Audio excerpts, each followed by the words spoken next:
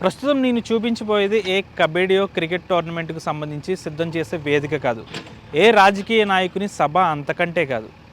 కేవలం సంక్రాంతికి సంబంధించి కోడిపందాలు నిర్వహణకు సంబంధించి ఏర్పాట్లు చేస్తున్న బరి ఇది. దాదాపుగా ఎప్పుడూ లేని విధంగా ఈసారి గోదావరి జిల్లాలో కోడిపందాలు పెద్ద ఎత్తున నిర్వహించేందుకు ఇప్పటికే నిర్వాహకులు పెద్ద ఎత్తున ఏర్పాట్లు చేసుకున్నారు. ఈ నేపథ్యంలోనే మనం ప్రస్తుతం పశ్చిమ గోదావరి జిల్లా వీరవాసరంలోని ప్రధాన రహదారి పక్కన, అంటే పాలకొల్లు నుంచి భీమవరం వెళ్ళే ప్రధాన రహదారి పక్కన వీరవాసరం గ్రామంలోని ఏర్పాటు చేస్తున్న కోడిపందాలకు సంబంధించిన బరి ఇది.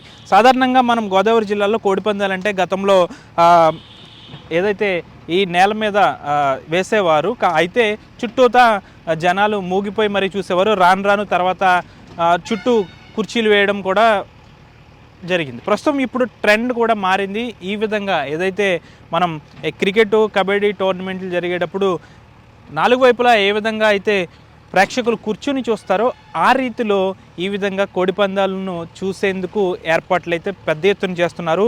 అయితే కోడిపందం జరిగే ప్రాంతం ఏదైతే ఉందో మనం చూస్తున్నది, ఆ ప్రాంతం వద్దకు ఎవరూ రాకుండా కేవలం కోడిపందం నిర్వాహకులు మాత్రమే అక్కడ ఉండే విధంగా ప్రేక్షకులు చూసేవారందరూ కూడా దూరంగా, మనం ఇప్పుడు ఈ బారికేడ్లు ఈ సిట్టింగ్ అంతా ఏదైతే వేస్తున్నారో అక్కడ మాత్రమే కూర్చుని చూసే విధంగా అయితే ఏర్పాట్లు చేస్తున్నారు. ఈసారి మాత్రం కోడి పందానికి సంబంధించి పెద్ద ఎత్తున నిర్వాహకులు పెద్ద ఎత్తున ఏర్పాట్లు చేస్తున్నారు. మనం గతంలో చూసాము, వెంపకు సంబంధించి ఏర్పాట్లు లేవు కాబట్టి గొల్లవాంతిప్ప గ్రామంలో పెద్ద ఎత్తున కోడిపందాలు వేసేందుకు ఏర్పాట్లు చేస్తున్నారు. అదే రీతిలో ఇక్కడ పాలకొల్లు నుంచి భీమవరం వెళ్ళే ప్రధాన రహదారి పక్కన వీరవాసరం గ్రామంలో పెద్ద ఎత్తున ఈ బారికేడ్లతో పాటు సిట్టింగ్ అరేంజ్మెంట్స్తో ఈ తరహా ఏర్పాట్లను అయితే నిర్వాహకులు అయితే చేస్తున్నారు.